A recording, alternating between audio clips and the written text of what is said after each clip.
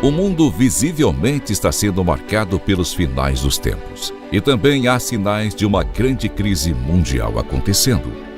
As nossas vidas se mostram cada vez mais curtas e passageiras aqui na Terra. Estamos vivendo um cenário onde a pobreza e a fome ceifam vidas como nunca antes, onde os falsos profetas proliferam, a desesperança aumenta e as almas estão sendo vastamente perdidas. Mas, em meio a tudo isso, reconhecemos a urgência da nossa missão. Há uma luz de esperança através dos Gideões missionários da última hora. Esse é um projeto do coração de Deus, como guardiões da fé e da ação social. Com mais de 44 anos de história e um exército de mais de 1.000 famílias de missionários, nos dedicamos à obra missionária que transcende fronteiras. Estamos em 21 nações, tocando inúmeras vidas com o Evangelho de Cristo. No entanto, sabemos que ainda é pouco, pois há milhões e milhões de pessoas para serem alcançadas pela palavra de salvação. Nós, os Gideões missionários da última hora, estendemos um convite a todos aqueles que sentem o chamado para unirmos nossas forças nesta causa. Você já pensou no que apresentará diante de Deus no dia do juízo final? Pois, neste momento crucial da história da humanidade, a verdadeira medida de nossas vidas será determinada pelo que fizemos em prol do reino. A vida aqui na terra é breve, como um piscar de olhos, mas no céu ela será eterna. Oh, glória, aleluia! É hora de agir. É hora de juntos fazermos missões no Brasil e nas nações, pois essa é a ordenança do Senhor e nossa tarefa mais importante que temos nessa vida. Venha fazer parte deste exército de Cristo, apoiando a obra missionária dos Gideões. O Espírito Santo está nos conduzindo a fazer missões nesta hora final. Gideões missionários da última hora, unindo o Brasil para evangelizar o mundo.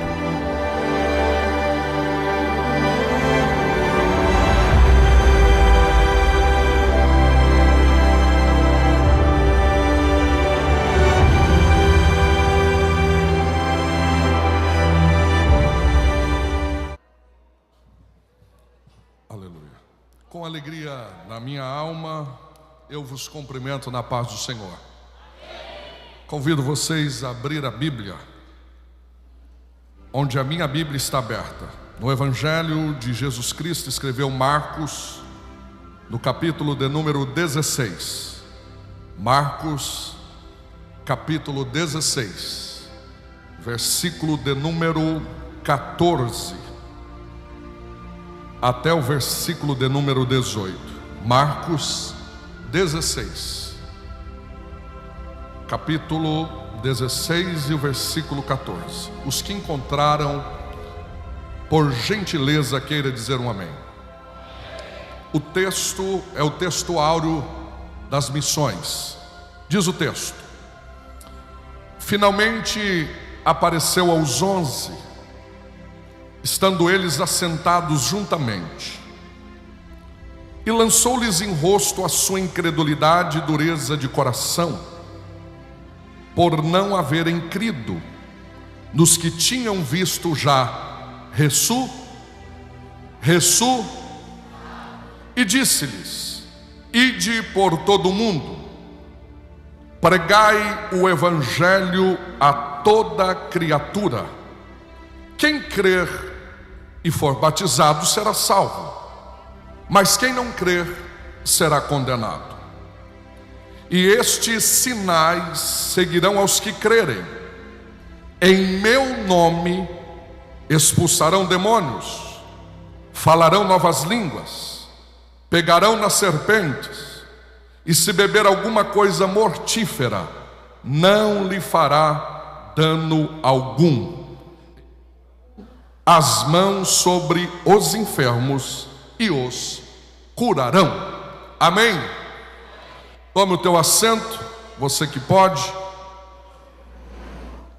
Querida igreja, para mim é um privilégio poder retornar a esta casa e poder servir este trabalho missionário, e eu quero ser grato a Deus. Grato a Deus esta noite pela vida dos meus pastores, pastor José Wellington Bezerra da Costa, nosso pastor presidente de honra da CGADB e o nosso pastor presidente da nossa convenção estadual Confradesp. E também agradecer a Deus pela vida do pastor José Wellington Júnior, que é o nosso pastor presidente da CGADB, e ele nos dá esta noite a alegria de poder servir a igreja aqui de Santa Catarina. Debaixo da bênção dos meus pastores, eu trago saudação deles, e se vocês recebem por bondade, digam amém. E nesta oportunidade, ser grato a Deus pela vida do pastor Zilmar Miguel, sua esposa, irmã Inês, este casal que aprendemos a amar. Deus seja louvado, e mais uma vez obrigado pelo convite de estarmos cooperando com vocês. E fazendo uso da família Miguel, eu quero agradecer a Deus pela vida deste grande homem de Deus, pastor Giovanni Miguel, e a sua esposa, nossa querida irmã Michele. Pastor Giovanni, eu costumo dizer que tem pessoas que outras pessoas nos apresentam para aquelas pessoas, mas existe algumas que é o próprio Deus que apresenta. Você sabe do que eu estou dizendo, e eu quero ser grato a Deus pela vida desta família. Agradecer a Deus também pela vida do pastor Abner, sua esposa, irmã Silmara, que sempre nos recepciona com muito carinho, e eu quero agradecer a Deus pela amabilidade de vocês. Pastor Admilson e sua esposa, irmã Elaine, é uma alegria revê-los. Deus seja louvado por esta família tão abençoada. E nesta feita, agradecer a Deus pela vida do pastor Sérgio Melchior. Deus abençoe, é uma alegria revê-lo. Já cooperei na convenção, em outros lugares junto com o pastor, que é o vice-presidente da convenção de Santa Catarina, e preparando Deus, estaremos lá no Missões Siloé em agosto, em Joinville. Deus abençoe a sua esposa, nossa querida irmã Helena. Deus abençoe esta família. Saudando o pastor Sérgio, eu sou grato a Deus pela vida do pastor Niltinho, carinhosamente, sua esposa, a irmã Regina, um casal que nos abraçou no estado de Santa Catarina. E eu já estou quase catarinense. Todos os meses eu tenho agenda aqui para estar com vocês. Deus seja louvado. Estarei na convenção em junho, permitindo Deus também, junto com a minha esposa, e para mim é uma alegria servir Santa Catarina. Quero agradecer a Deus pela vida do pastor Adriano, vice-presidente dos Gideões, sua esposa. Pastor Adriano é um paulista que foi emprestado para Santa Catarina e está jogando muito bem aqui no time. Deus abençoe, é uma alegria. Ele é belemita, filho da nossa igreja em São Paulo. Quero ser grato a Deus pela vida do Melk, que tem prestado um grande serviço na mídia dos Gideões. Está de cara nova aí, parabéns para toda a equipe. Cumprimentando o Melk, eu cumprimento todos que trabalham na mídia, que tem sido um instrumento de Deus para os nossos irmãos de longe, que não puderam estar como vocês aqui estão. Agradeço a Deus também pela vida da diretoria dos Gideões Missionários da Última Hora. Quero cumprimentá-los no nome do Senhor Jesus. Sou grato a Deus pela vida da minha amada esposa, a irmã Michele, que me acompanha há 25 anos. Nós estamos juntos há 25 anos, 23 anos casados, trabalhamos juntos como líder dos jovens, trabalhamos juntos como departamento de missões, fomos ao campo missionário e, por bondade do Senhor, há 20 anos pastoreando a igreja. Eu tenho o privilégio de dizer que eu sou um dos mais jovens pastores presidentes do estado de São Paulo. Eu pastorei o centro do estado de São Paulo, numa linda cidade chamada Jaboticabal, onde são 11 cidades ligadas ao nosso campo, e temos esta árdua missão de cuidar de aproximadamente quase 40 congregações. Então Deus tem sido louvado e tem nos dado esta graça, desta dupla dupla função, em ensinar a palavra e também pastorear. E a irmã Michele, ela é esse instrumento de Deus que Deus tem levantado. Deus tem os seus propósitos. Deus não usa uma pessoa, Deus usa as pessoas. E Deus é tão bonito a forma que Ele fala, que Ele não dá tudo para um. Ele dá um pouco para um e um pouco para outro, e os propósitos se unem. Deus não dá tudo para Samuel, nem tudo para Eli. Samuel consegue ouvir a voz, mas não sabe quem fala. Eli já não ouve a voz, mas sabe quem está falando. Então o ministério se completa no outro. Deus seja louvado pela vida da minha esposa. E também me acompanha nesta viagem o presbítero Josué Pereira, juntamente com a sua esposa, a irmã Regina, que são nossos amigos de longa data e trabalha conosco na Secretaria de Missões ali de Jaboticabal. Deus abençoe nosso diretor de missões que me acompanha. Eu também agradeço a Deus pela vida dos nossos irmãos de Jaboticabal, uma cidade muito linda no interior de São Paulo. E a nossa igreja tem dividido o meu ministério, porque eles aceitam esta chamada entre eu pregar e pastorear. A igreja aqui pode dar um amém para os irmãos de Jaboticabal? Deus seja louvado. Meus irmãos, pelo meu tamanho, eu acho que eu já falei até demais.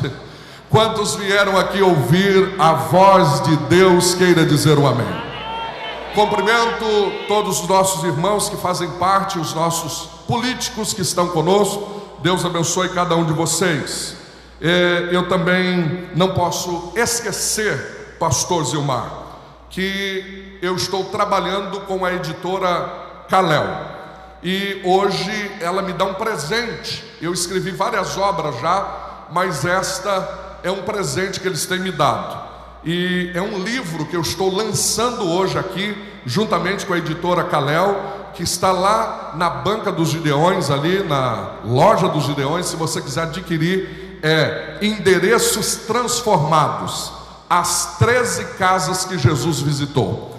Eu ministrei uma série de mensagens na nossa igreja de 13 cultos de doutrina. Cada culto era uma casa que Jesus visitou. E eu encontrei na Bíblia 12 casas que Jesus visitou. Aí tem a 13ª casa. Pergunta: qual é a 13ª casa?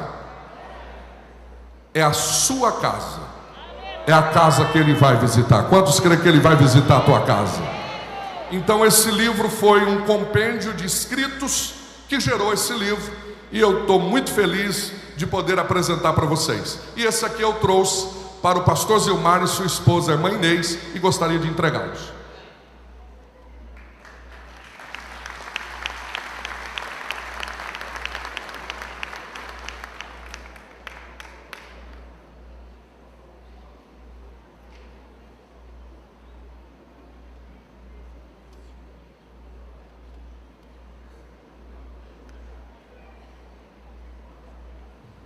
Querida igreja, como eu sou um pregador que prego, ensino e prego, eu preciso muito da sua atenção.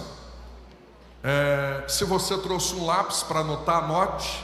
Eu sempre digo que é melhor um lápis pequeno do que uma memória grande. Tudo que você anota, nunca mais você esquece. Cumprimento também os meus colegas de ministério que estarão ministrando. Que bom que eu vim antes. E o fardo é mais maneiro, porque depois eu só dou conta de batizar com água. Eles são os que batizam com fogo. É prazer em conhecer pastor Márcio, Antônio Márcio. Conheci hoje no hotel. Pastor André Haas. Deus abençoe. E estou feliz de poder revê-lo. Meus irmãos, vamos para a palavra do Senhor. Nós estamos convivendo em uma sociedade. Repita comigo: sociedade. E dentro de uma sociedade existem algumas colunas. Repita: colunas. Por exemplo, a primeira coluna de uma sociedade se chama família. A primeira coluna de uma sociedade se chama família.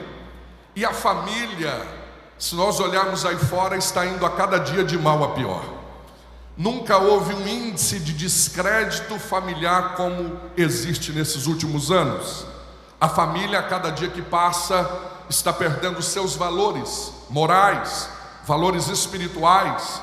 A família, a cada dia que passa, tem trazido uma preocupação para esta sociedade. Houve-se uma matéria que nunca houve um índice de divórcio nesses últimos anos. Então é um retrato que a família a cada dia está indo de mal a pior. E Deus é o Deus que construiu a família. A Bíblia começa com a família e termina com a família. A Bíblia conta a primeira história de Adão e Eva e termina com o encontro do noivo com a noiva. Jesus é amante de família, Deus é amante de família. A Bíblia, em todos os livros, você vai ver que a família foi destaque.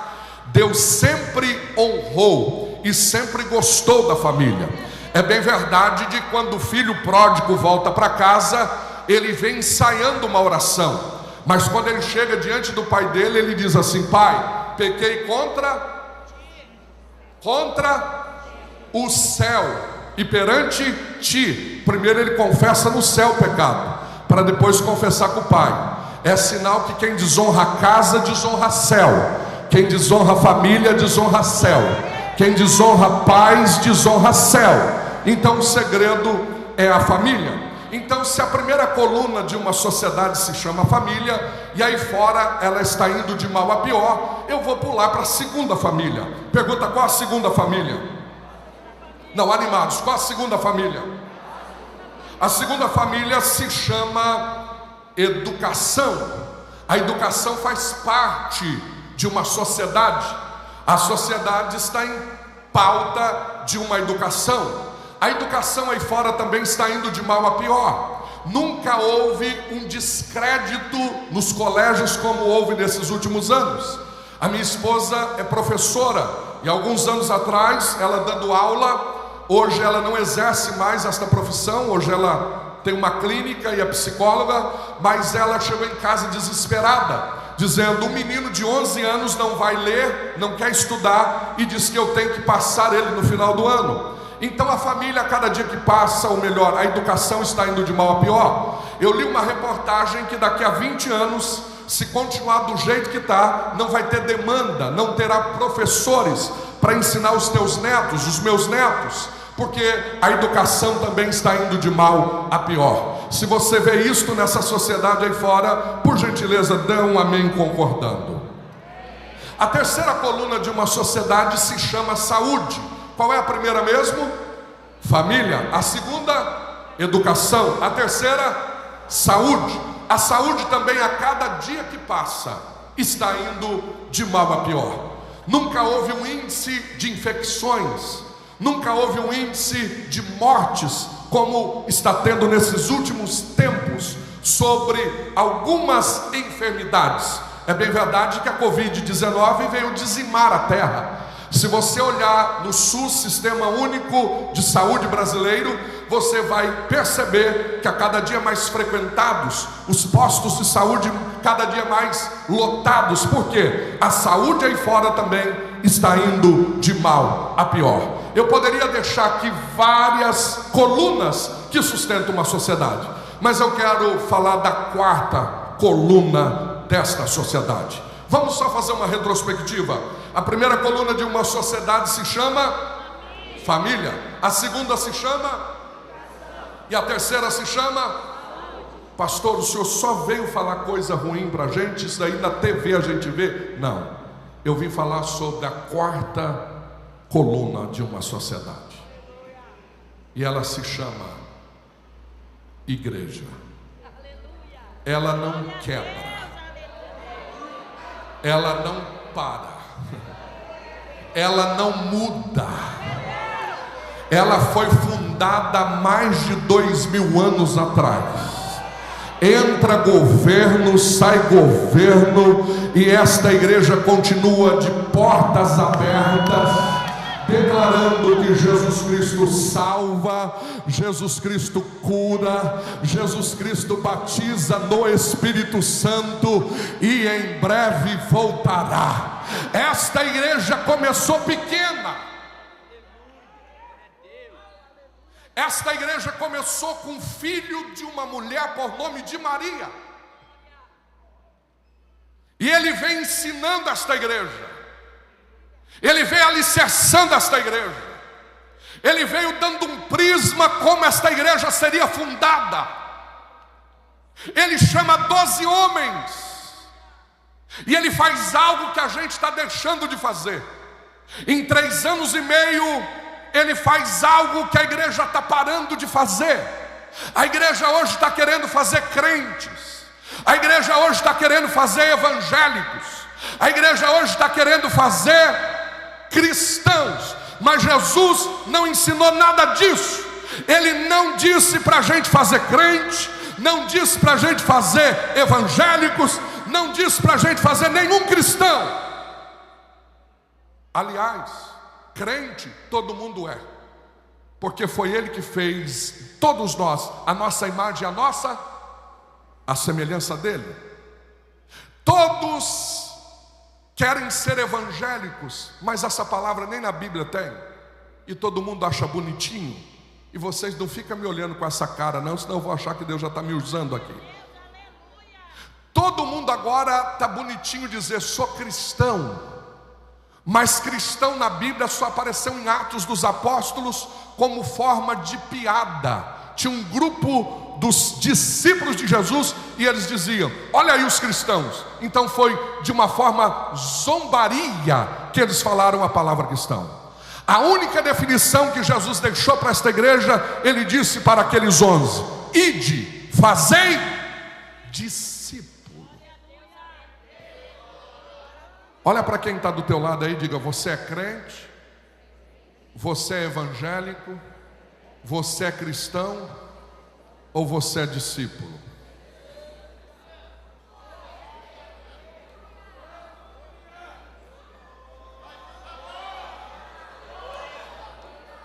Jesus veio trabalhar com os 11, mas olha o cardápio que Jesus ofereceu para eles 3 anos e meio. Jesus ensinou comportamento, ensinou caráter, ensinou reino, ensinou renúncia, ensinou negue-se a si mesmo. 3 anos e meio batendo na mesma tecla. Vocês têm que guardar a espada, vocês têm que nascer de novo, vocês têm que ser nova criatura todos os dias, para depois, Fábio, olhar para eles e falar: agora vocês estão prontos, ficar em Jerusalém para ser cheios de poder. Primeiro foi 3 anos e meio de discipulado, trabalhou com caráter, mudança de comportamento, o que é reino, o que é negue-se a si mesmo, o que é obra missionária, para depois. Vou mandar o Espírito Santo agora. E a gente está fazendo tudo errado. O camarada vem para um culto de domingo e glória a Deus, aceita Jesus, levanta a mão. Vem o segundo domingo, a gente diz: vai prestar. Vem o terceiro domingo, a gente diz: opa, já coloca ele com os jovens ali, ó. Vem o quarto domingo, aceita uma emoção do culto e fala lá, lá, lá, lá, lá. A gente diz: foi cheio, mas não trabalhou com caráter, não mostrou que é reino, não falou que é negue-se a si mesmo. E se a congregação for pequena, já vira porteiro. É por isso que cresce uma geração de crentes que não são discípulos. É por isso que cresce uma geração que qualquer coisa, o espírito de abrir salão já desce neles. O espírito de abrir salão. Já viu esse espírito de abrir salão? Eu não concordo com ele, eu vou abrir a minha igreja, porque não é discípulo. Discípulo, se ele cantar, ele glorifica. Se ele não cantar, ele glorifica. Discípulo, se fazer parte da diretoria, ele está indo para o céu. Se não fazer parte, continua indo para o céu. Discípulo é discípulo.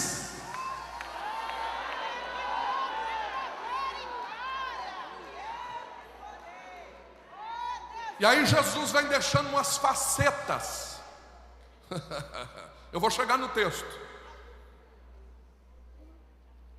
Pastor Melfior, Jesus vem deixando o modelo de culto, é que a gente não aprende. Ele falou, num culto como esse aqui, tem que ter 5 pães e só 2 peixinhos.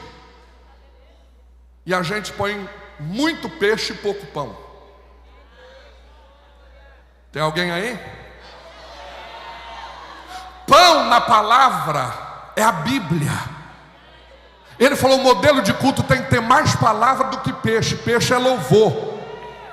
E eu glorifico a Deus porque o negócio está mudando aqui. Vocês viram, né? A cantarola parou. E a prioridade é a palavra, pastor Zilmar. E aí eu fiquei pensando, por que no culto tem que ter mais pão do que peixe? Porque peixe tem muito espinho. E se o camarada come muito peixe, é perigoso engasgar. Mas se tiver mais pão que a palavra, o pão limpa o espinho da garganta, e o povo abre a boca para glorificar e exaltar o nome daquele que tem. E aí Jesus vem deixando o modelo de culto, é que a gente não pega. Ele um dia chega agora na casa de Jairo e expulsa todo mundo lá de dentro e diz, só vai ficar a filha, a família de Jairo, modelo de culto. Vai fim, os meus discípulos podem entrar e eu também. Então vamos lá, ele está dizendo, na igreja tem esses 4 tipos de personagem. Vamos lá, o primeiro, tem que ter família. Segundo, tem que ter discípulo. Terceiro, tem que ter Jesus. E em quarto, tem que ter problema. Igreja que não tem problema não é igreja. Aleluia, quem está entendendo? Aí ele vem mostrando detalhes como ele quer a igreja. Aleluia, ele vai andando, ele vai mostrando, ele vai dizendo, a ingratidão vai morar na igreja, porque eu vou curar 10 leprosos, só um vai voltar. Aleluia, e ele vai mostrando os detalhes da igreja, e ele vai aparecendo com muitos detalhes. Eu queria ficar aqui, mas eu quero ir para o texto. E aí ele vai olhando e dizendo, igreja, eu só vou mostrar na Bíblia 3 ressurreições para vocês. Eu vou mostrar que eu ressuscitei o filho da viúva de Narim na beira do caminho. Eu vou ressuscitar a filha de Jairo dentro de casa. E eu vou ressuscitar Lázaro há 4 dias cheirando mal. É modelo de igreja. Ele vai dizer, tem gente na igreja que vai morrer na beira do caminho.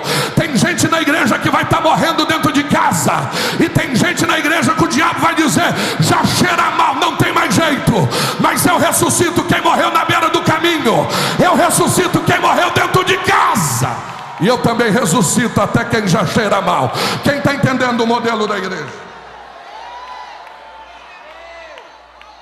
Eu vou falar só mais um modelo, tem vários, mas esse aqui me encanta e eu fecho a introdução e já entro no texto. Ele agora vai chegar no templo e vai expulsar os cambistas.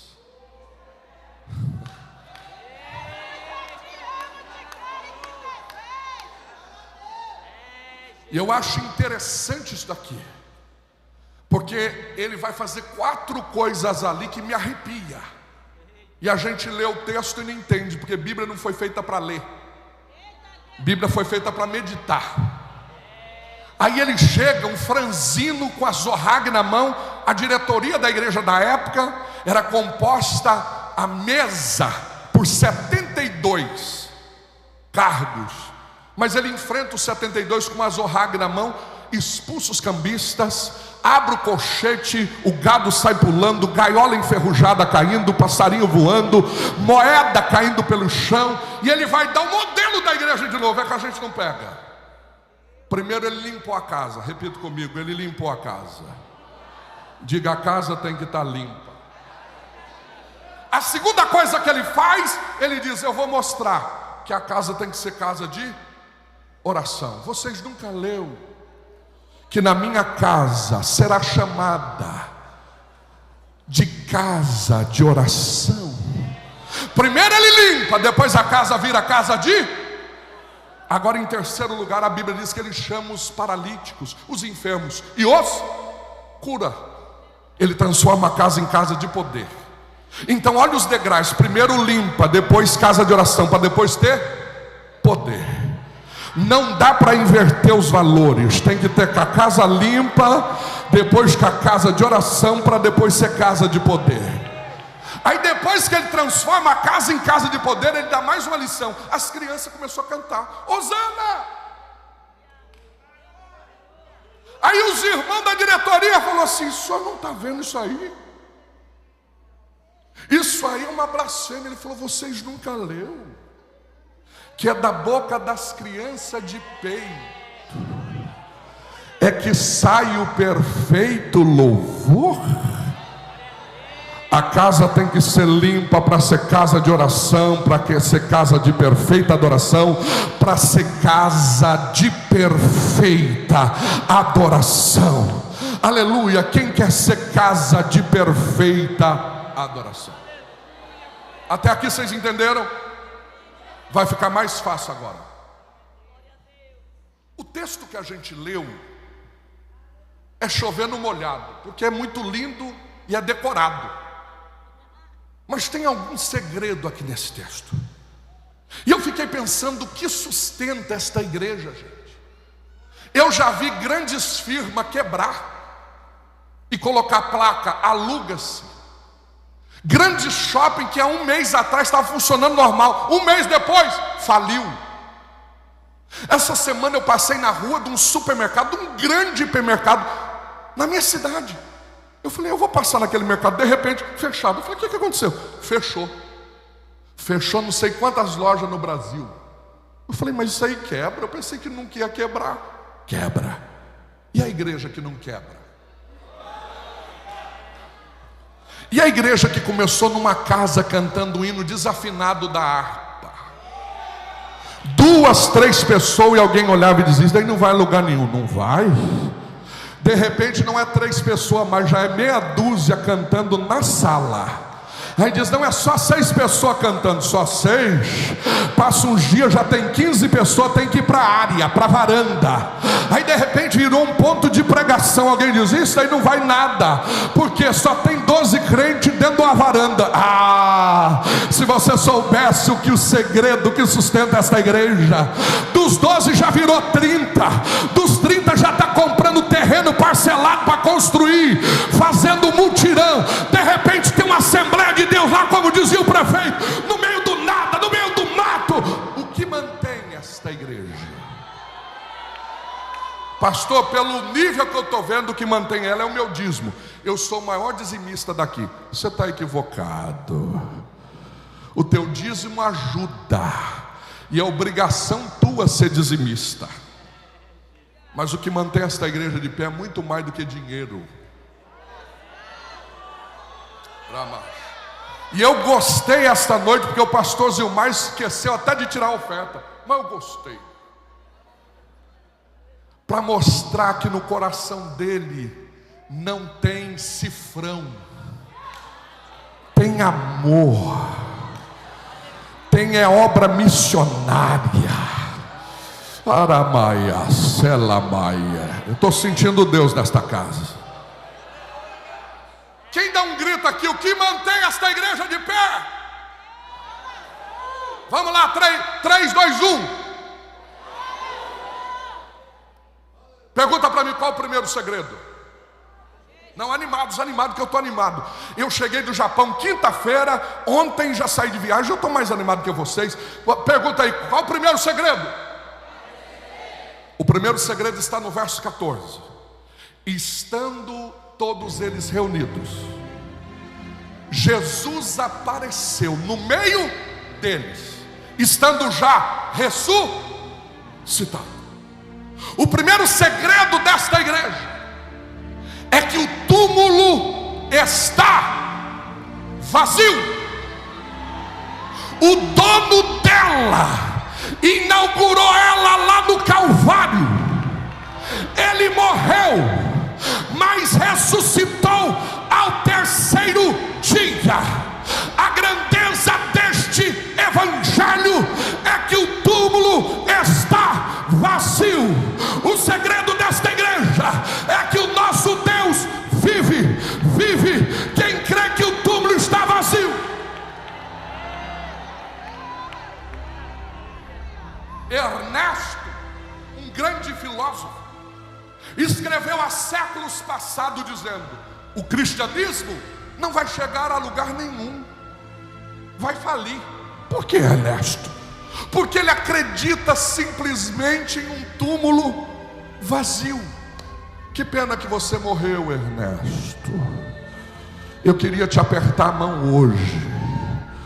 Eu queria te dizer: o maior segredo desta igreja é túmulo vazio. É túmulo vazio. O que mantém esta igreja de pé não é o teu talento. O que mantém esta igreja de pé não é a tua credencial de ministro. O que mantém esta igreja de pé não é o teu terno bonitão, não é a minha gravata. O que mantém esta igreja de pé é que o túmulo de Jesus foi aberto de dentro para fora.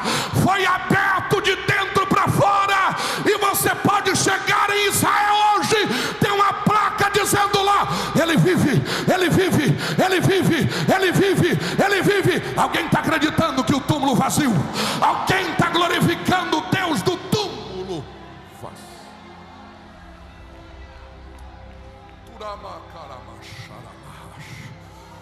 Aleluia, aleluia. Eu acho bonito quando Jesus sai ressuscitado e ele prega para a multidão, mas ele vai atrás de dois, porque Jesus vai no micro e no macro. Eu amo o ministério de Jesus.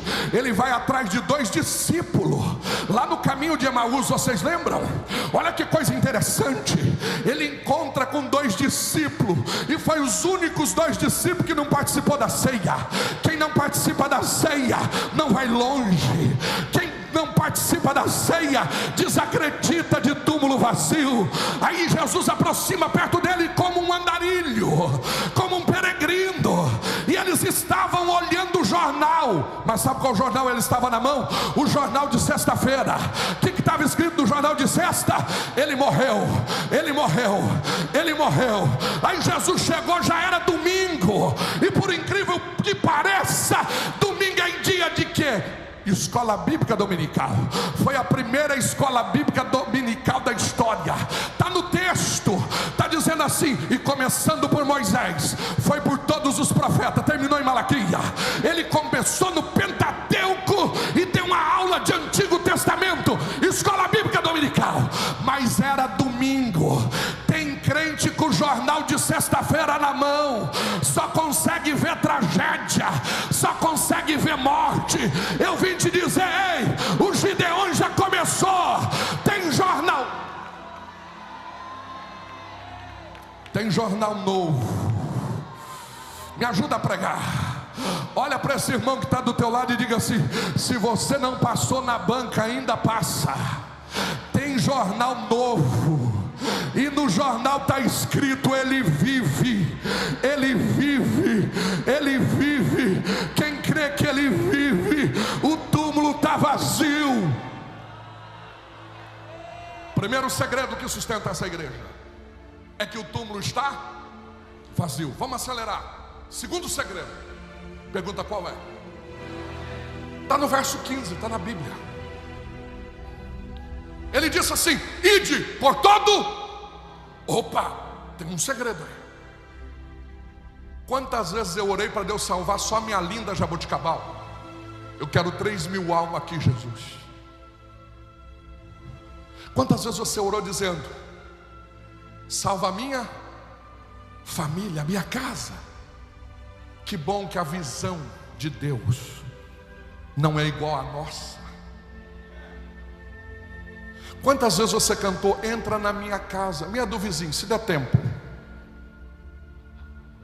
Porque a visão tua tem limites, a de Deus é ilimitada.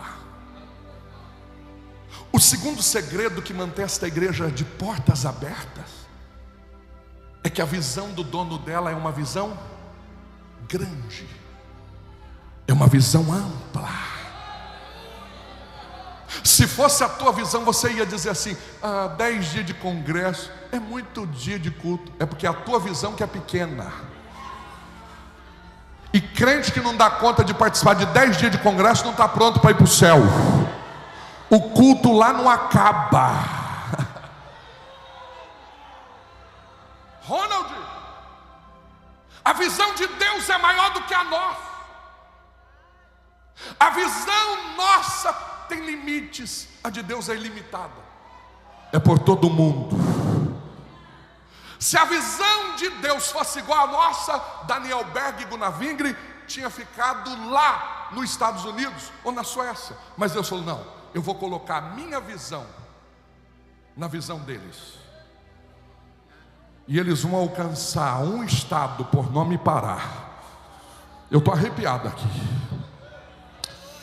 Eu vou encontrar as nações. Eu vou visitar uma cidade pequena, mas eu vou dar visão grande para eles. Eu vou visitar o sul do estado, um lugar que ninguém acredita, mas a visão que eu vou dar para um homem lá vai ser uma visão grande, vai ser uma visão ilimitada, vai ser uma visão de mais de 1000 famílias, pregando todos os dias. Jesus Cristo cura, Jesus Cristo salva, Jesus Cristo batiza no Espírito Santo, e em breve voltará. Eu quero te convidar, entra na visão do dono da igreja. O dono da igreja está dizendo: eu vou abrir a porta, eu vou estender, porque a minha visão é maior. Quem acredita que a visão dele é maior? E tem hora, irmão, que no ministério, pastores, me permitam, que nós precisamos entender qual é a visão de Deus, porque a dele é uma visão grande e a nossa é muito. E temos que tomar cuidado com quem a gente anda. Agora é uma palavra pastoral, porque eu sou total flexo. Pastor Zé Wellington diz que eu sou pastor e evangelista ao mesmo tempo. Vocês lembram de Eliseu? Ele estava dormindo em Dotã, foi pregar em Dotã. Eu já volto para o texto, estou abrindo um parênteses. E quando ele está dormindo, o profeta gosta de dormir um pouquinho até mais tarde. O Geazi foi tomar o café. Quando ele abriu a janela do hotel, a cidade estava cercada de inimigos. Ele vem tremendo para a porta do quarto do profeta. Bate na porta do quarto. Profeta Eliseu, o senhor não sabe o que está acontecendo. O quê? Os inimigos estão lá fora. Sério? É. Vão engolir a gente vivo. Se fosse você, o que você faria?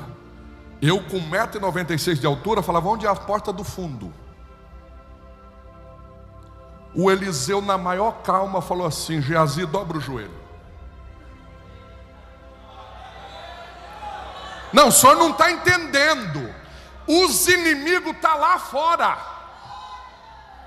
Geazi, eu vou te dar uma lição, Geazi. Pior do que inimigo é quem está com a gente e não tem a mesma visão da gente. Pior do que inimigo é quem congrega com a gente e não tem a mesma visão da gente. É quem viaja com a gente e não tem a mesma visão da gente. Eu vou orar, Geazi, para Deus abrir os teus olhos, porque o dono desta igreja tem uma visão grande. Inimigo a gente sabe, Geazi, quem deu a vitória é o dono da igreja. Não preocupa com o inimigo. Olha para quem está do teu lado aí, diga assim: não preocupe com os teus inimigos, preocupa com a tua visão. Glória!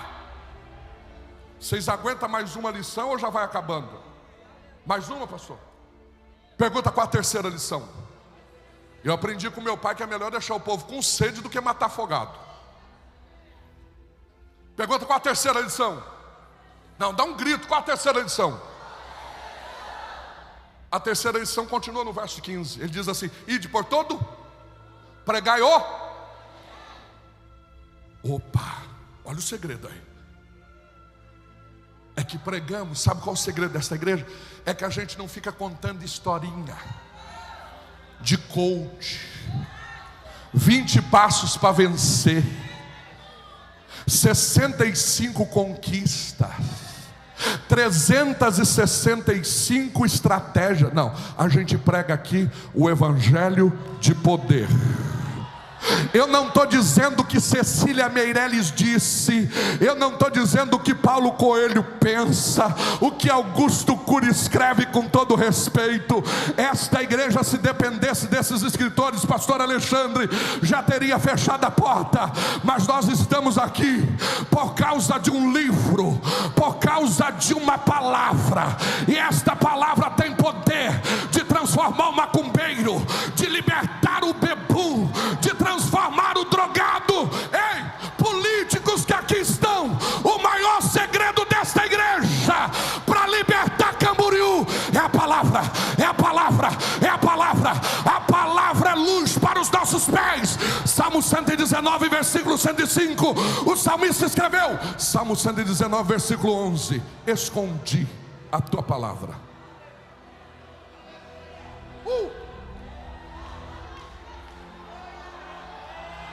Quem tem a Bíblia aí? Fica no olho aí os que vão tirar foto. Quem tem a Bíblia, levanta. Aleluia. Eu quero ver um mar de Bíblia aqui. Não levanta só a Bíblia, só a Bíblia. Aleluia. Com a Bíblia levantada, aqui está a resposta do inferno. Satanás não tem medo de cara feia. Satanás não tem medo de credencial. Satanás não tem medo de microfone. Mas a palavra aberta, ele treme, ele treme. Aqui está a palavra de Deus. Quem tem coragem de gritar: aqui está o remédio que mudou a minha história. Quem tem coragem de dizer: aqui está o passaporte da eternidade. Quem tem coragem de abraçar a Bíblia? Quem tem coragem de dar um beijo na Bíblia? Tem crente que beija o cachorro, mas não beija a Bíblia. Beija a palavra aí, aleluia, e diz: ah, mudou a minha história, mudou a minha vida, mudou meu destino, mudou o teu destino. Você estava sendo condenado ao inferno. Ah, João 8:32: reconhecereis a verdade, e a verdade. Glória. Primeiro segredo que sustenta uma igreja é que o túmulo está. Segundo segredo que sustenta uma igreja é que a visão de Deus é uma visão grande. O terceiro sustentáculo, o terceiro segredo desta igreja é que pregamos o evangelho de poder. Tem mais uma, dá para ir mais uma? Dá, meu chefe? Vocês querem mais uma? Diga, mais uma. Pergunta: qual o quarto segredo? O quarto segredo está no verso de número 17. Olha que coisa linda. E estes sinais seguirão em meu.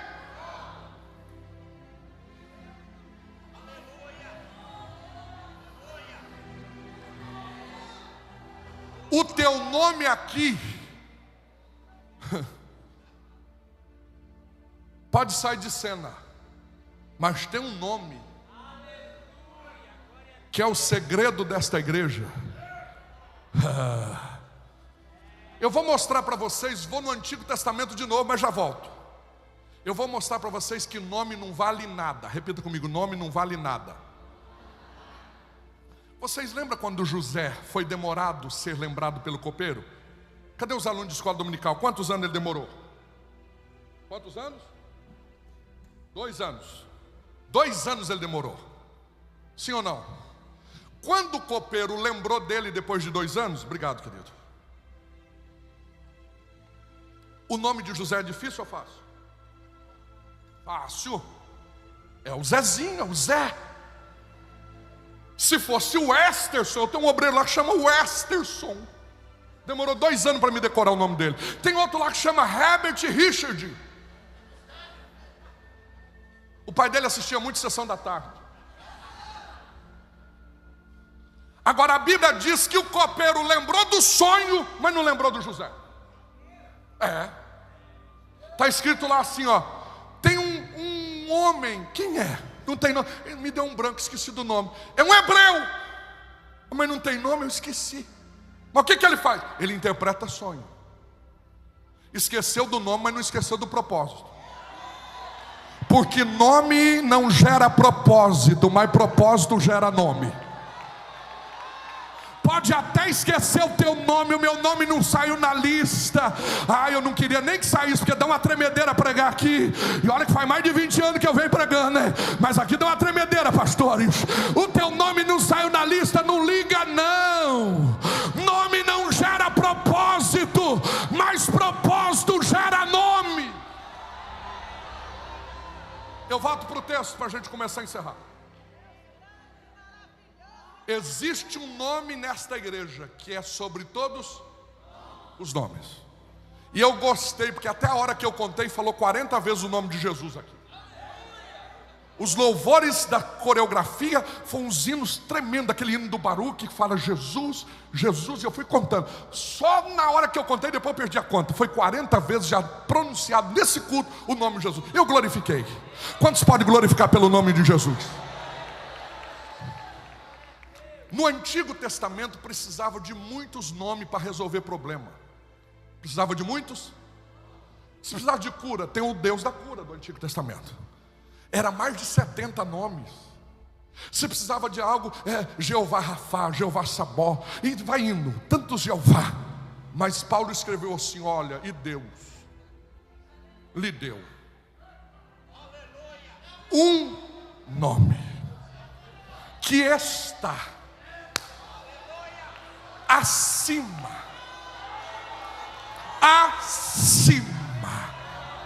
de todos os nomes. Não glorifica ainda que eu vou enfeitar. O povo passa por esta terra e o povo tem memória curta. Você concorda comigo? Gente que a gente lembrava depois que morre, foi mais um que, por exemplo, há mais de 2 décadas atrás morreu Ayrton Senna. Eu chorei quando ele morreu. Um grande patriota, sim ou não? Hoje você ouviu falar de Ayrton Senna? Quem ouviu? É raro, hein? As mãos estão tudo abaixadas. Foi mais um que? Foi. O povo tem memória? Eu vou aproveitar os políticos aqui. Morreu um grande político no estado de São Paulo por nome de Ulisses Guimarães. Lembram? Quando ele morreu, a folha do estado de São Paulo ficou negra, escrito luto pelo estado de São Paulo. Mas hoje ninguém fala mais em Ulisses Guimarães. Ontem que eu vi uma placa dele, Rodonel, Ulisses Guimarães. Foi mais um que? O povo tem memória curta. Quem é que não se lembra de Michael Jackson? Demorou a enterrar, hein? Mas enterraram. Você já ouviu falar de Michael Jackson hoje? Não. Foi mais um que? O povo tem memória curta. Mas esta noite,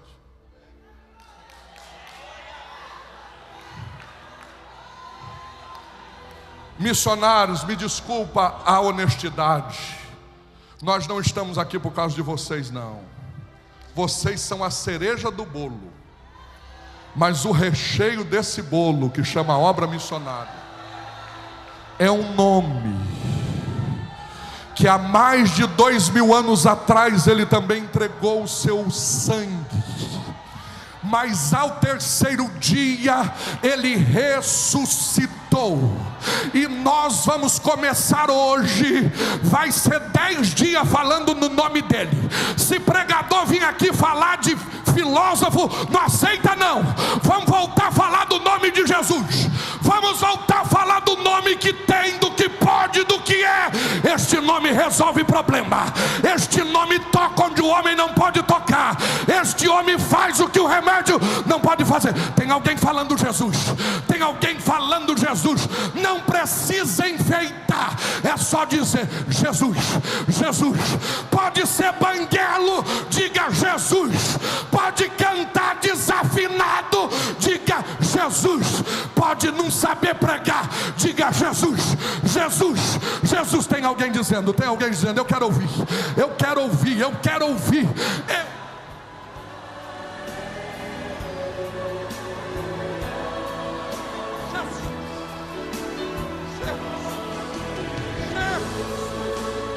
Jesus. Se você canta, canta para a glória dele. Se você prega, prega para a glória dele. Se você lidera, lidera para a glória dele. Se você você é missionário, seja missionário dele. Se você pastoreia, seja pastor para ele. Se você prega, prega o nome dele. Prega o nome dele. Eu encerro.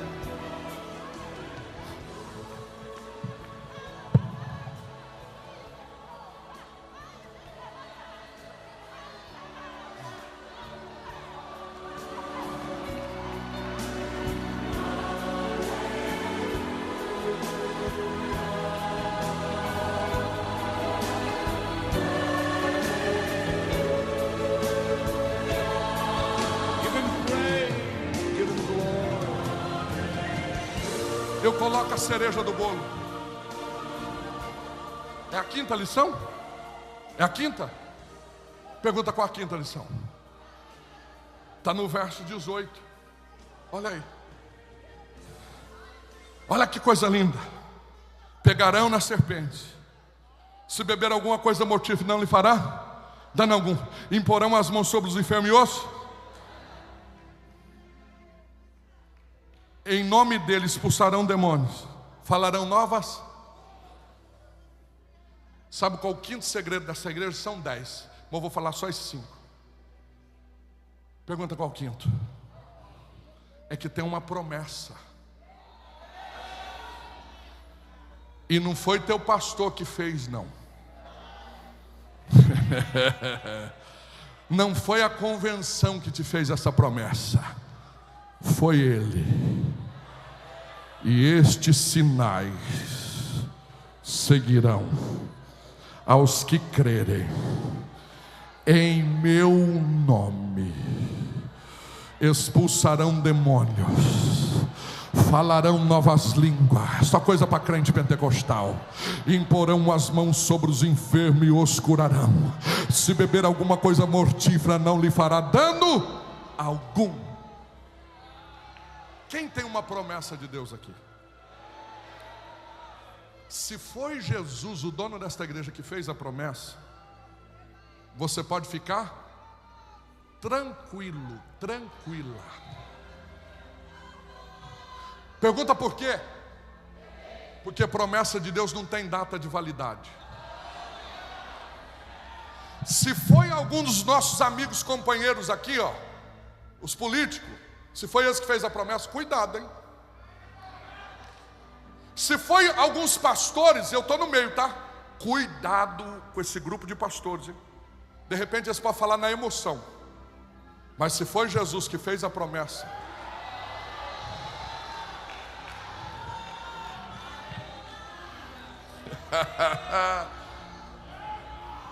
quem tem uma promessa de Deus aqui?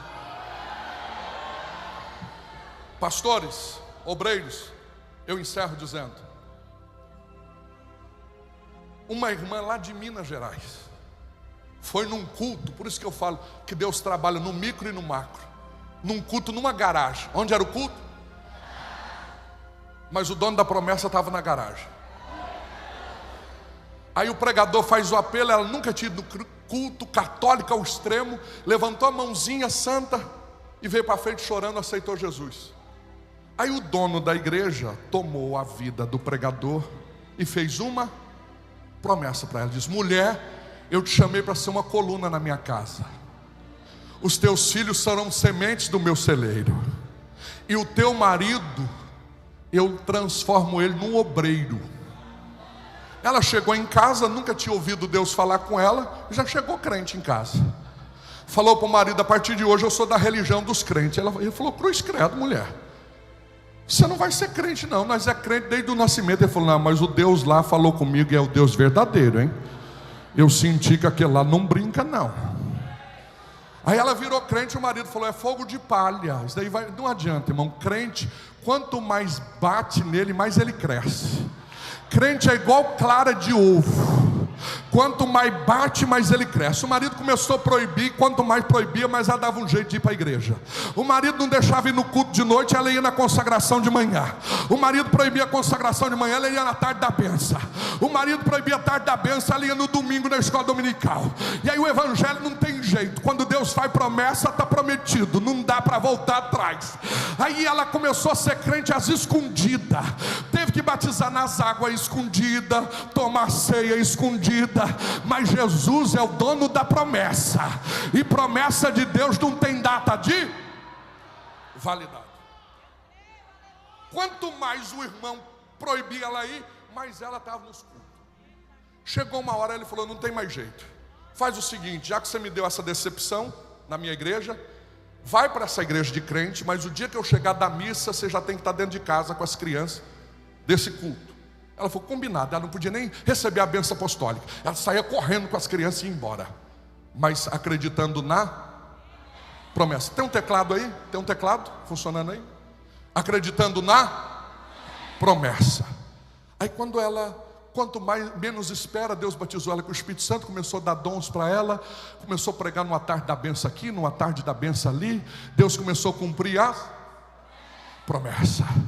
O marido em casa, parece que nada tinha acontecido. Um dia o pastor da igreja chamou ela, daquela pequena igreja, e diz: olha, Deus mandou chamar você para ser líder do ciclo de oração. A líder atual teve que mudar e você vai ser a líder. Pastor, eu não posso nem ficar na bênção apostólica. Mas Deus mandou. Deus começava a cumprir a promessa. Virou líder do ciclo de oração, aquela luta, mas Deus sempre cumprindo a palavra. Deus começou a usar essa irmã. Quem crê que Deus ainda cumpre promessas? E Deus começou a abençoar, e Deus começou a ser exaltado, glorificado.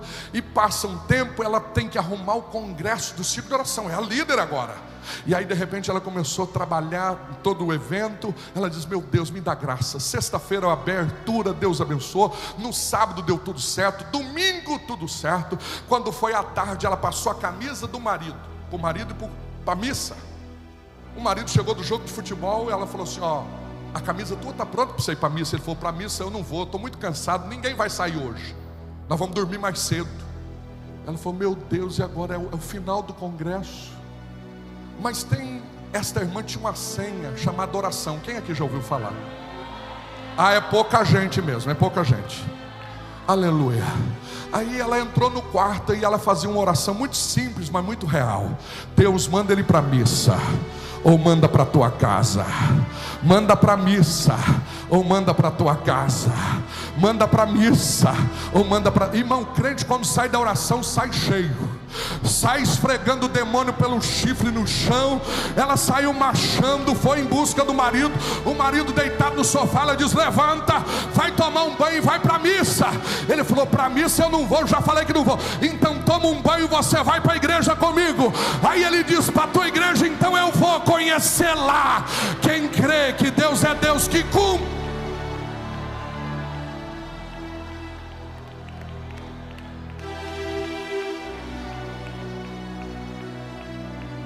Deus está renovando promessas aqui hoje. Deus está renovando promessas aqui hoje. Aleluia. Aquele homem foi para aquele culto, sentou na última cadeirinha. Mas o que eu gosto de Deus é Deus pega quem está aqui, quem está ali, quem está lá fora no telão, quem está do outro lado do mundo assistindo. Um abraço para os nossos irmãos do Japão, que eu preguei lá no final de semana e falei que ia mandar um abraço para eles. Pastor Yukio, 26 anos fazendo a obra missionária no Japão. Deus pega todo mundo no culto. Aquele homem começou a chorar, e a irmã lá do ciclo de oração só levantava a mãozinha e dizia: completa a obra, Jesus, completa a obra. No meio do culto, aquele irmã Inês, veio com um papelzinho e escreveu para o filho, um menininho de 5 anos de idade: leva lá para tua mãe. Quando a mãe leu o papelzinho, estava escrito assim: eu estou colado na cadeira, vem aqui me tirar daqui. E eu estou morrendo de vergonha porque eu não paro de chorar. Se eu tivesse perna, já tinha levantado e ido embora. Aí a mãe pegou a caneta, escreveu do outro lado: quem te colou aí foi o Espírito Santo. Fica tranquilo, porque aqui dentro não é feio chorar, é até bonito. Irmão, vocês já repararam que dentro da igreja é tudo ao contrário? Lá fora o abecedário é ABCD, aqui dentro é OBDC. Lá fora, irmão, homem que não é homem não pode chorar. Aqui macho, para ser macho, tem que chorar e fazer beicinho ainda. Vocês já repararam que é tudo ao contrário, pastor Giovanni? O Jacó um dia entrou no Vale de Jaboque assim, ó, pastor meu fió. Aí ele saiu de lá assim, ó, todo tortinho. Aí a mulher dele disse: meu filho entrou todo certinho, está saindo todo tortinho. Ele disse: mulher, é agora que eu estou certo. Com Deus as coisas é tudo ao contrário. Quem crê nisso? Feliz foi Jeremias, que a palavra do Senhor é como martelo que esmiuça a penha. A palavra veio, o coração do homem foi quebrado. Quando o pregador fez o apelo, quem levanta as mãos aceitando Jesus chorando? O homem. Aleluia. A mulher levanta do círculo de oração com os filhos pequenos. O pregador nunca tinha ido lá, mas profecia não tem data de... Deus olhou e disse: mulher, tu és uma coluna. O teu marido levanto ele como um obreiro. Os teus filhos são sementes do meu celeiro. Assim diz o Senhor. O marido virou crente da noite para o dia. Ele olhou para a mulher e falou: amanhã tem o quê? É oração nas casas. Não precisa ir não. Não, eu quero ir nas orações, porque eu quero que eles orem aqui em casa também. Terça-feira é doutrina. Não precisa ir não, eu quero ir. Irmã, se Deus salvar o teu filho, você vai ter que, teu esposo vai ter que aceitar Jesus de novo. Vai ficar mais crente do que você. O marido ficou uma bênção. Em 3 meses fez discipulado, batizou nas águas. Deus abençoou, levantou ele como um diácono da igreja. Começou a trabalhar como diácono, a esposa líder do círculo de oração. Os dois fazendo a obra de Deus, dizimista, escola bíblica dominical. Pergunta: melhorou, pastor? Não, animado, melhorou, pastor? Se eu falar que piorou, vocês acreditam? Como entender as coisas de Deus? A família que nunca tinha passado necessidade em casa começou a passar necessidade financeira, mas a promessa estava de pé. Pastor, o negócio está tudo certo aqui, mas não é só aqui que tem que estar certo. Está certo aqui, é obrigação nossa. O negócio tem que estar ligado lá em cima. Quem está entendendo? A irmã que não tinha comida para dar para os filhos, eu estou encerrando agora. Tinha 1 quilo de farinha, repita comigo, 1 quilo de farinha. Colocou numa bacia e falou: só tenho isso, vou fazer uma receita incompleta, não tem nem os ingredientes completos. O que eu gosto de Jesus é quando não tem para completar, ele completa. Ela começou a cantar aquele hino: não desanimes, por ter tua cruz maior que a do teu irmão. A mais pesada levou teu Jesus, te consola então. Lágrimas caindo no pão, a tua cruz vai levando, chorando. Eu gosto de Deus é quando Ele quer trabalhar, Ele só olha. Ele só faz assim, ó. O pão foi para dar o crescimento. Após o crescimento foi para o forno, pastor Adriano. Aí o cheiro chegou na vizinha. A vizinha foi lá na porta: é bolo ou pão que a senhora está fazendo? É um pão. Que cheiro é esse? Me dá um pedaço ou me vende. A irmã falou: vou te dar um pedaço. Deu um pedaço de pão. No outro dia dividiu para os filhos o restante. No outro dia a vizinha veio com dinheiro na mão: que pão é aquele? Compra ingredientes para mim e para você, vamos fazer pão. Alguém pode dar um glória a Deus? No outro dia a outra vizinha: a senhora está fazendo pão? A irmã falou: estou. Então eu quero um pão. De repente a rua estava inteira lá: eu quero desse pão, eu quero desse pão. De repente os meninos da irmã começaram a entregar pão de bicicleta no bairro. Todo mundo querendo do pão dessa irmã. De repente a cozinha ficou pequena, teve que emendar a sala junto com a cozinha. De repente a casa ficou pequena, virou uma padaria. De repente o marido teve que sair do emprego, veio trabalhar com a irmã. De repente teve que comprar um lote. Quem crê na promessa? Construiu uma padaria. Aleluia. Hoje eles têm 18 funcionários. Da padaria foi gerado um mercado. Tem um ditado nessa cidade: quem vai lá e não come do pão da irmã Neuzinha, que é o pão do milagre, não foi lá. Aleluia. Essa irmã tem 30 anos que ela é líder do ciclo de oração. André Reis, eu não aguento mais pregar lá. Todo ano ela quer que eu prego lá. Vou te indicar para pregar lá a partir desse ano. Uma filha desta irmã trabalha com os jovens da igreja. O marido desta irmã tem mais de 20 anos que é diácono da igreja. Quem crê que Deus cumpre a promessa? Passou-se 37 anos. Quantos anos? Quem lembra do menino de 5 anos? Quem lembra? Recebeu um convite para pregar no 39º Congresso de Missões, na abertura dos Gideões. Segura! Eu quero convidar minha mãe agora para dizer para vocês que Deus não erra. O Deus que prometeu, Ele é fiel para cumprir. A promessa de Deus não tem data de validade. Nós estamos aqui declarando que Jesus Cristo é fiel. Aleluia, oh, aleluia. Eu quero dizer para vocês, povo de Deus, que aquilo que o Senhor fala, Ele cumpre. Aquilo que Ele promete, Ele faz. Porque Ele fez na minha vida, aleluia. E eu estou grata ao Senhor, porque Ele prometeu, aleluia, de levantar o meu filho como pastor, como vaso. E o Senhor fez isso. E hoje eu vejo pelos meus olhos as promessas que o Senhor me prometeu.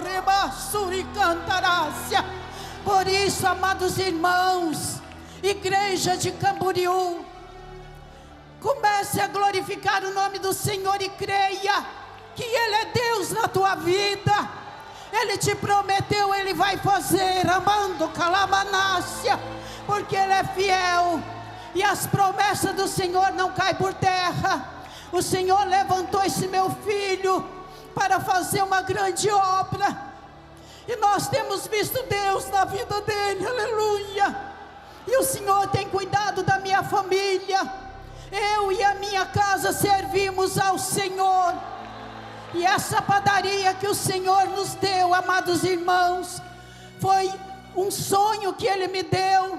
A receita do pão estava escrito, e no outro dia que eu me levantei, eu li aquela receita, e o Senhor diz para mim desta receita: eu vou fazer grande obra na tua vida, eu vou te abençoar, eu vou te prosperar, e os teus filhos serão abençoados, aleluia. Amados irmãos, hoje, Monte Santo de Minas, e eu quero dizer, mandar um alô lá para Monte Santo de Minas, que é a minha terra, minha cidade natal, aonde o Senhor abriu as portas, e temos uma panificadora lá, que ninguém vende como nós. Por quê? Porque foi Deus que prometeu, e quando Ele promete, Ele faz. Que Deus continue te abençoando, e eu agradeço essa rica oportunidade.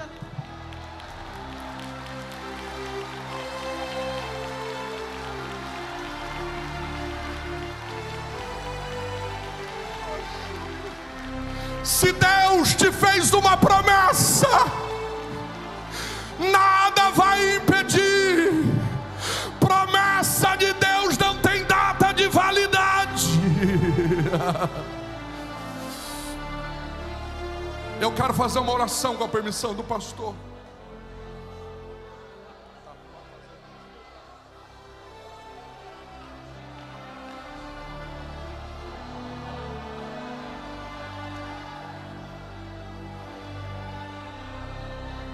O primeiro convite é o propósito. Onde tem uma alma para Jesus agora? Vai orando aí, cadeias estão quebrando. Não saia agora, não saia, não, é a cereja do bolo. Onde tem uma alma, você que estava distanciado dos caminhos do Senhor, quer voltar hoje. Você que ouviu a palavra, cadê o missionário de banco aí, o evangelista de banco? Aleluia, aleluia. Onde está você? É só levantar tua mão, nós vamos orar por você. Tem uma alma para Jesus. Aleluia. Aí na internet, quer voltar para Jesus? O Jesus que eu preguei aqui, ele muda histórias. Aleluia. Não tem? Aleluia. Eu vou fazer o segundo apelo. O segundo apelo é que você ouviu a palavra e você se identificou e tem uma promessa, e hoje Deus está ressuscitando esta promessa. Sai do teu lugar correndo, eu vou te ajudar com uma oração. Aleluia. Deus está renovando alianças aqui hoje. Venha. O Deus que mudou a história da minha mãe, mudou a história dos meus pais, é o Deus que está aqui hoje. Olhe todos para mim aqui, vem vindo, nós já vamos orar. Sabe o que eu acho bonito nessa história? É que a minha mãe passa essa receita para todo mundo.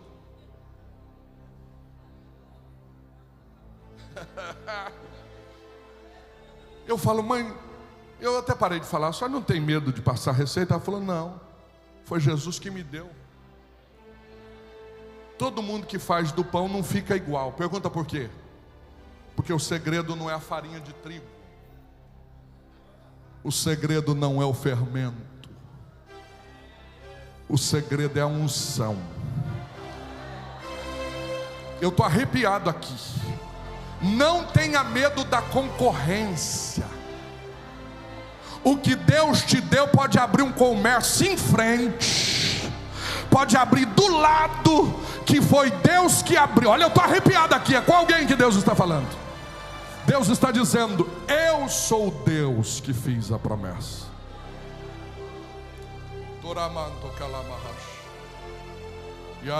Estou sentindo Deus aqui renovando alianças.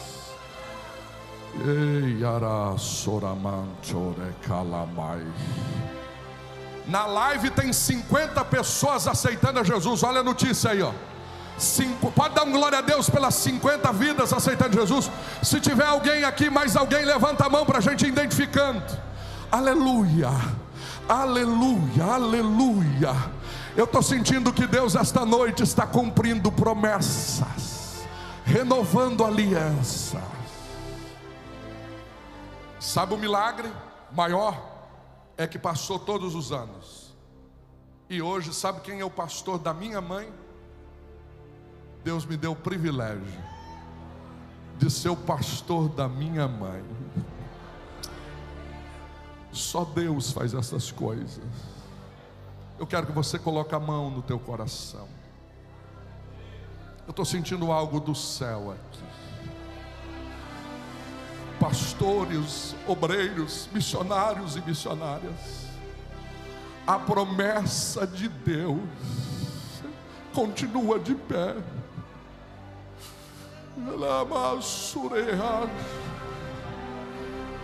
Eu sei quando eu ensino, eu sei quando eu prego, mas eu recebo também quando eu profetizo. Deus manda dizer para alguém aqui que aquilo que poderia demorar anos, que amando que lá ia ser, aquilo que poderia demorar meses, aquilo que poderia demorar até semanas, Deus está fazendo da noite para o dia. É da noite para o dia, é da noite para o dia. Quem crê nesta palavra, com a mão levantada, com a mão levantada. Espírito Santo de Deus, eu preguei a tua palavra, e o pregador só consegue levar a mensagem até o ouvido do ouvinte, mas do ouvido ao coração és tu, Espírito Santo. Vai renovando alianças, vai renovando chamadas.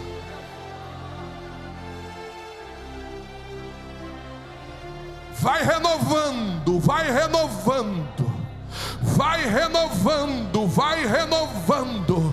Eu estou sentindo Deus renovando alianças. E amando queira amarrar. Receba desta renovação. Tem um azeite fresco sobre a tua cabeça agora. Quem é batizado em línguas estranhas, Ele te renova agora. Quem não é batizado, Ele te batiza agora. Receba o toque do divino Espírito Santo. Tem alguém recebendo, tem alguém recebendo, tem alguém recebendo, tem alguém recebendo, tem alguém recebendo, tem alguém recebendo, tem alguém recebendo.